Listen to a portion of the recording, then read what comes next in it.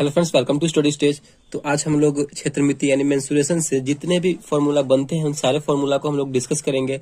जितने भी फॉर्मूला बन सकते हैं पूरे फॉर्मूला को इस एक वीडियो में डिस्कस करेंगे। जैसे वृत्त हो गया, अर्धवृत्त हो गया, त्रिज्यखंड हो गया, घन, घनाभ, गोला, अर्धगोला, इन सारे फॉर्मूलों को हम लोग इसी वीडियो में कवर करेंगे। तो वीडियो को लास्ट तक जरूर देखिएगा, ये फॉर्मूला आपके लिए बहुत ही इंपॉर्टेंट है और फॉर्मूला को आप कहीं लिखते चलिएगा। तो चलिए वीडियो को स्टार्ट करते हैं। सबसे पहला है वृत्त का क्षेत्रफल। तो वृत्त का क्षेत्रफल क्या होता है? पाई आर स्क्वायर होता है वृत्त का क्षेत्रफल। नेक्स्ट क्या है? वृत्त की परिधि। तो वृत्त की परिधि जो होती है वो होती है 2 पाई आर। यहाँ पे पाई का मान कितना होता है? तो पाई का मान 22/7 होता है। ठीक। नेक्स्ट है वृत्त की त्रिज्या। तो वृत्त की त्रिज्या कितनी होती है?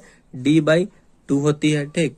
नेक्स्ट है अर्धवृत्त की परिधि। तो अर्धवृत्त की परिधि होती है r इंटू पाई प्लस 2। ये होती है अर्धवृत्त की परिधि। नेक्स्ट है आपका त्रिज्यखंड का क्षेत्रफल। तो त्रिज्यखंड का क्षेत्रफल आपका क्या हो जाएगा? θ/360 डिग्री गुने पाई आर स्क्वायर। ये हो जाएगा आपका त्रिज्यखंड का क्षेत्रफल हो जाएगा। नेक्स्ट आपका क्या है? त्रिज्यखंड के चाप की लंबाई। तो त्रिज्यखंड के चाप की लंबाई हो जाएगी θ/360 गुने 2 पाई आर।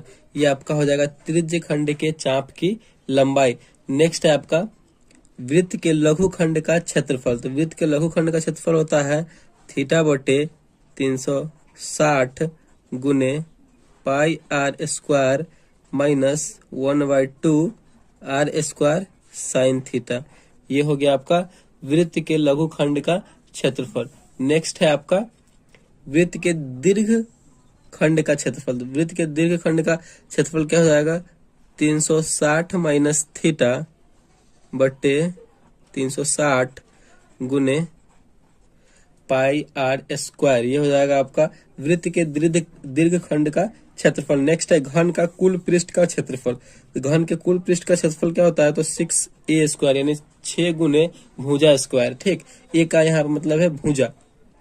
नेक्स्ट है आपका घन का वक्र पृष्ठ का क्षेत्रफल। तो घन का वक्र पृष्ठ का क्षेत्रफल क्या होता है?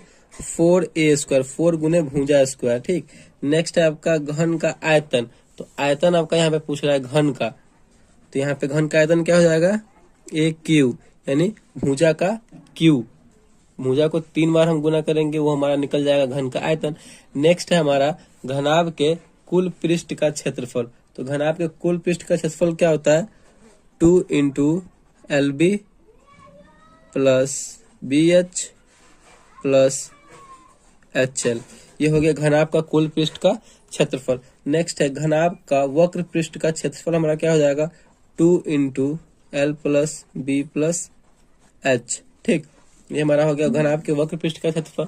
नेक्स्ट है आपका घनाभ का आयतन। घनाभ का आयतन हो जाएगा L गुने B गुने H यानी लंबाई गुने चौड़ाई गुने ऊंचाई। ये हमारा घनाभ का आयतन हो गया। चलिए नेक्स्ट देख लेते हैं। नेक्स्ट है आपका बेलन का संपूर्ण पृष्ठ का क्षेत्रफल। तो बेलन का अगर हमें संपूर्ण पृष्ठ पूरे पृष्ठ का क्षेत्रफल निकालना हो तो उसके लिए फॉर्मूला क्या है? तो 2 pi R into R plus H. ये हो गया बेलन के संपूर्ण पृष्ठ का क्षेत्रफल। नेक्स्ट है आपका बेलन का वक्र पृष्ठ का क्षेत्रफल। अगर हमें बेलन के वक्र पृष्ठ आधा भाग का क्षेत्रफल निकालना हो तो उसका फॉर्मूला क्या हो जाएगा? 2 पाई आर एच। ये हो जाएगा बेलन के वक्र पृष्ठ का क्षेत्रफल। ठीक। उसके बाद है बेलन का आयतन। अगर हमें बेलन का आयतन निकालना हो तो कैसे निकालेंगे? पाई आर स्क्वायर एच। ये हो गया बेलन का आयतन। नेक्स्ट है आपका शंकु का कुल पृष्ठ का क्षेत्रफल। अगर हमें शंकु का कुल पृष्ठ का क्षेत्रफल निकालना हो तो उसके लिए फॉर्मूला क्या है? Pi R into R plus L. इस फॉर्मूले पे हम शंकु के कुल पृष्ठ का क्षेत्रफल निकालेंगे। शंकु का वक्र पृष्ठ का क्षेत्रफल क्या होता है? तो पाई आर एल शंकु के वक्र पृष्ठ का क्षेत्रफल होता है। शंकु का आयतन क्या होता है? तो शंकु का आयतन होता है 1/3 पाई आर स्क्वायर एच। ये शंकु का आयतन होता है। नेक्स्ट है आपका गोला का पृष्ठीय क्षेत्रफल। यानी हमें गोला का कुल पृष्ठ का क्षेत्रफल निकालना हो तो उसके लिए फॉर्मूला क्या है? 4 पाई आर स्क्वायर। नेक्स्ट है गोला का आयतन। अगर हमें गोला का आयतन निकालना हो तो उसके लिए फॉर्मूला क्या है? 4/3 पाई आर क्यू। गोला का आयतन निकालने के लिए 4/3 पाई आर क्यू करेंगे तो गोलाकार निकल जाएगा। नेक्स्ट है अर्धगोला का वक्र पृष्ठ के क्षेत्रफल। अर्धगोला का वक्र पृष्ठ का क्षेत्रफल क्या होता है, तो 2πr² होता है। नेक्स्ट आपका अर्धगोला का कुल पृष्ठ का क्षेत्रफल क्या होता है, तो 3πr² होता है। ठीक, उसके बाद है अर्धगोला का आयतन। अगर अर्धगोला का आयतन बोलेगा तो 2/3πr²। तो इतने सारे फॉर्मूले थे, इस फॉर्मूले को आप कहीं कॉपी पे लिख सकते हैं और इसको अपने या फिर इस वीडियो के फॉर्मूले के स्क्रीनशॉट भी कर सकते हैं। आपके लिए फॉर्मूला बहुत ही इंपॉर्टेंट है। तो आई होप आपको ये अच्छे से फॉर्मूला आपने सीख लिया होगा और देख लिया होगा। आई होप आपको वीडियो अच्छा लगा हो तो प्लीज वीडियो को एक लाइक और चैनल पर नए हैं तो चैनल को सब्सक्राइब जरूर कीजिएगा। Thank you.